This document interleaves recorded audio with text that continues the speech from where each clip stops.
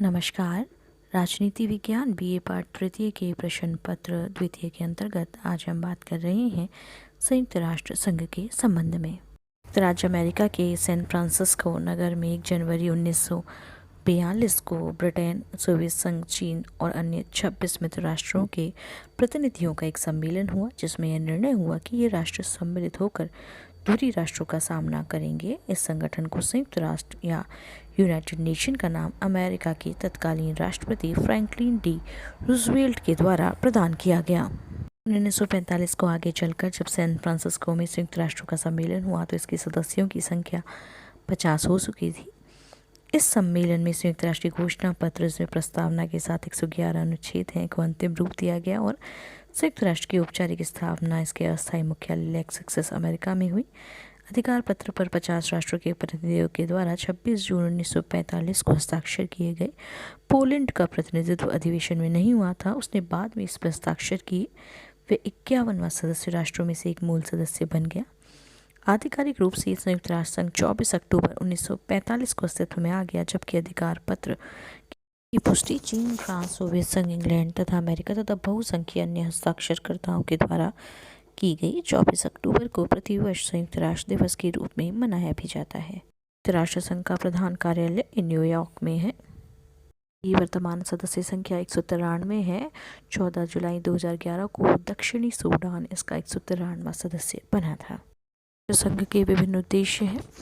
UN के charter के अनुच्छेद 1 में यूएनओ के विभिन्न उद्देश्य बताए गए हैं, जैसे अंतर्राष्ट्रीय शांति और सुरक्षा को बनाए रखना, अंतर्राष्ट्रीय विवादों का शांतिपूर्ण समाधान, राष्ट्रों के आत्मनिर्णय के अधिकार को गति देना, सामाजिक, सांस्कृतिक, आर्थिक और मानवीय क्षेत्रों में अंतर्राष्ट्रीय सहयोग को पुष्ट करना, निशस्त्रीकरण और नई अंतर्राष्ट्रीय अर्थव्यवस्था की मांग उठाना। संघ के 6 अंग हैं। पहला, महासभा, जिसे वार्डरबर्ग महाविश्व की लघु संसद कहते हैं और शुमा संसार की नगर सभा। महासभा की विभिन्न समितियां भी हैं। यूएन महासभा का अध्यक्ष 1 वर्ष के लिए बनता है। शांति के लिए एकता प्रस्ताव महासभा में 1950 में कोरिया संकट के समय लाया गया था। महासभा एक तरह से यूएन की संसद के रूप में कार्य करती है। दूसरा, सुरक्षा परिषद, डेविड कुशमैन, जिसे दुनिया का पुलिसमैन कहते हैं। मूल चार्टर में सुरक्षा परिषद में 11 सदस्य थे, 5 + 6 अर्थात 5 अस्थायी और 6 अस्थायी। 1965 में सुरक्षा परिषद में अस्थायी सदस्यों की संख्या 6 से बढ़ाकर 10 कर दी गई। अब 15 सदस्य हैं। अस्थायी सदस्यों का कार्यकाल 2 वर्ष का होता है। निर्णय प्रक्रिया में 9 सदस्यों के मत होने चाहिए कम से कम, और इनमें भी 5 अस्थायी सदस्य शामिल होने चाहिए। आर्थिक एवं सामाजिक परिषद, यह दुनिया में शांति के लिए सामाजिक आर्थिक सहयोग को प्रोत्साहन देती है। आर्थिक और सामाजिक परिषद में 54 सदस्य हैं। 1/3 सदस्य प्रतिवर्ष पद मुक्त हो जाते हैं। यहाँ प्रत्येक सदस्य का कार्यकाल 3 वर्ष का होता है। आर्थिक सामाजिक परिषद की सदस्य संख्या में 2 बार परिवर्तन भी किया गया है। 1965 में 18 से बढ़ाकर 27 की गई। 1973 में 54 कर दी गई। चौथा, अंतर्राष्ट्रीय न्यायालय, इसका मुख्यालय है नीदरलैंड में है। न्यायाधीशों की संख्या 15 है। न्यायाधीशों का चुनाव 9 वर्ष के लिए होता है। अंतर्राष्ट्रीय न्यायालय अपने में से ही किसी एक को 3 वर्ष के लिए मुख्य न्यायाधीश बनाते हैं। न्यास परिषद, 1994 में बलाओं की स्वतंत्रता के बाद न्यास परिषद का कार्य अब लगभग समाप्त हुआ है। सचिवालय, यह यूएनओ के प्रतिदिन के कार्यों को निपटाता है। सचिवालय का कार्य यूएनओ के विभिन्न अंगों द्वारा किए गए निर्णयों को क्रियान्वयन करना है। सचिवालय का प्रमुख महासचिव होता है, जिसे महासभा सुरक्षा परिषद की सिफारिश पर 5 वर्ष के लिए नियुक्त करती है।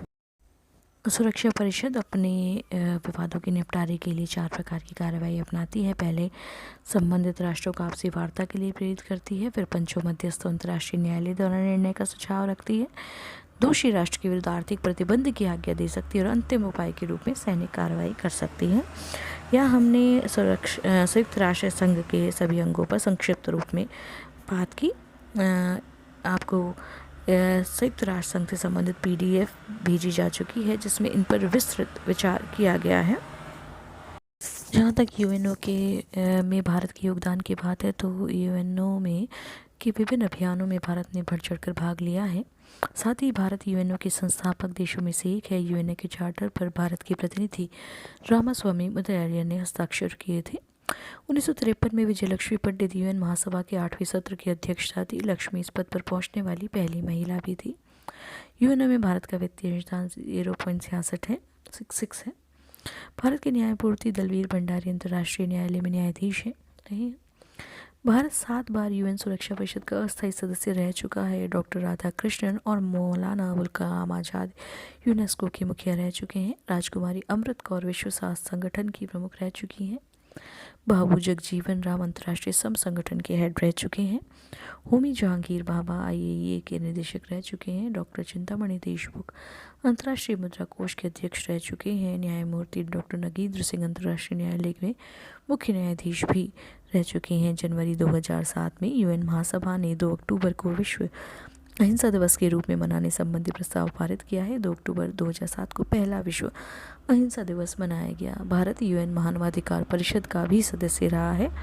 भारत ने 1960 में यूएन महासभा के उपनिवेशवाद उन्मूलन प्रस्ताव का भी समर्थन किया है। रंगभेद उन्मूलन प्रस्ताव का भी भारत ने सहयोग किया है।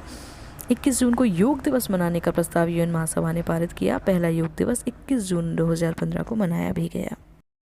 अब हम बात करेंगे कि संयुक्त राष्ट्र संघ को शक्तिशाली बनाने या उसमें कौन कौन से सुधार अपेक्षित हैं। पहला, विश्वव्यापी सदस्यता। विश्व के सभी प्रमुख वर्गों का सुझाव है कि नए राष्ट्रों को संयुक्त राष्ट्र संघ की सदस्यता प्रदान करने के संदर्भ में निष्कासित अधिकार के प्रयोग को समाप्त कर दिया जाना चाहिए, क्योंकि 1971 तक विश्व के अनेक राष्ट्रों को अमेरिकी और सोवियत वीटो के कारण सदस्यता प्राप्त नहीं हो सकी थी। इसीलिए चार्टर में कुछ ऐसा परिवर्तन किया जाए कि विश्व का कोई भी राष्ट्र चार्टर की शर्तों को पूरा करने पर सदस्यता प्राप्त करने सकने में किसी तरह की कठिनाई का अनुभव न करे। दूसरा, वीटो व्यवस्था में समुचित संशोधन होना चाहिए। ऐसा कहा जाता है कि वीटो की व्यवस्था जो संयुक्त राष्ट्र को सफल बनाने के लिए रखी गई थी, संयुक्त राष्ट्र के लिए घातक सिद्ध हुई है। इसके कारण संयुक्त राष्ट्र वास्तविक निर्णय नहीं हो पाते और कभी कभी मानव जाति के समक्ष संकट भी उत्पन्न होता है। वीटो के कारण ही सुरक्षा प्रदर्शन शांति और सुरक्षा स्थापित करने के उत्तरदायित्व को भी पूरा करने में असमर्थ रही है। राष्ट्रों में सत्ताधिकार के कारण राष्ट्रों में स्तर में भी असमानता है। इसलिए सुझाव दिया जाता है कि स्थायी सदस्यों की संख्या में वृद्धि की जाए और निर्णय बहुमत के आधार पर लिए जाएं। एक अन्य सुझाव है आर्थिक और सामाजिक परिषद में किया जाए। ये परिषद महासभा के निर्देशन में कार्य करती है। महासभा और इस परिषद के संबंध को यद्यपि विस्तृत रूप से स्पष्ट करने की कोई बहुत आवश्यकता नहीं दिखाई देती, परंतु आज जो कार्यक्रम चलते हैं उन्हें देखते हुए आर्थिक और सामाजिक परिषद की महासभा के नियंत्रण में जो कार्य करने का विकल्प है उसे परिभाषित किया जाना चाहिए। साथ ही महासभा की स्थिति में भी सुधार होना चाहिए। चार्टर में आवश्यक संशोधन करके महासभा को ऐसा स्वरूप प्रदान किया जाना चाहिए कि ये विश्व की संसद के रूप में कार्य कर सके। सुरक्षा परिषद को संयुक्त राष्ट्र की कार्यपालिका के रूप में महासभा के प्रति उत्तरदायी बना दिया जाना चाहिए। कुछ विचारकों का यह भी मत है कि महासभा में प्रतिनिधित्व की पद्धति में परिवर्तन किया जाना चाहिए। एक देश के 5 सदस्य और 1 वोट के स्थान पर सदस्य व वोट जनसंख्या के अनुपात में होने चाहिए। सदस्य राष्ट्रों को जनसंख्या के अनुपात के आधार पर ही मतदान का अधिकार भी मिलना चाहिए। अभी महासभा में प्रत्येक राज्य को केवल 1 मत देने का अधिकार है, चाहे वह राष्ट्र चीन हो या भूटान। एक अन्य सुझाव है कि घरेलू क्षेत्राधिकार का उचित निर्धारण किया जाए।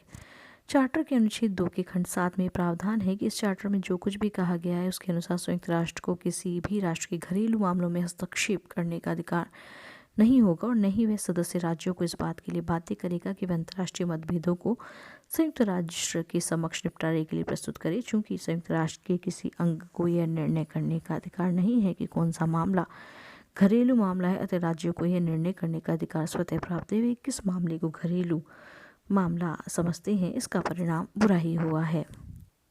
अतः संघ को शक्तिशाली बनाने के लिए इसका समुचित संशोधन होना चाहिए। अनुच्छेद 2.7 का इस प्रकार संशोधन करना चाहिए कि जिससे संयुक्त राष्ट्र मानवाधिकारों के विषय में भी हस्तक्षेप कर सके। अंतर्राष्ट्रीय न्यायालय का क्षेत्राधिकार भी अनिवार्य होना चाहिए। चार्टर में ऐसी व्यवस्था होनी चाहिए कि शांति व सुरक्षा संबंधी विषयों में अंतर्राष्ट्रीय न्यायालय के निर्णय सभी संबंधित राष्ट्रों पर बाध्यकारी हो। यदि सदस्य राष्ट्र अपने संघर्ष या विवाद का शांतिपूर्ण निदान न्याय प्राप्त कर सके तो उक्त विषय अंतर्राष्ट्रीय न्यायालय के समक्ष अवश्य ही प्रस्तुत किए जाने चाहिए और उस संदर्भ में न्यायालय के निर्णय को मानने के लिए उन्हें बाध्य भी किया जाना चाहिए। संयुक्त राष्ट्र को प्रभावशाली कार्रवाई के योग्य बनाने के लिए एक शक्तिशाली अंतर्राष्ट्रीय सैन्य बल की स्थापना भी आवश्यक है। साथ ही आय के स्वतंत्र और विश्वसनीय स्रोत में होने चाहिए। ऐसी व्यवस्था कर दी जाए कि प्रत्येक सदस्य को कम से कम 0.01% का न्यूनतम अंशदान करना आवश्यक है।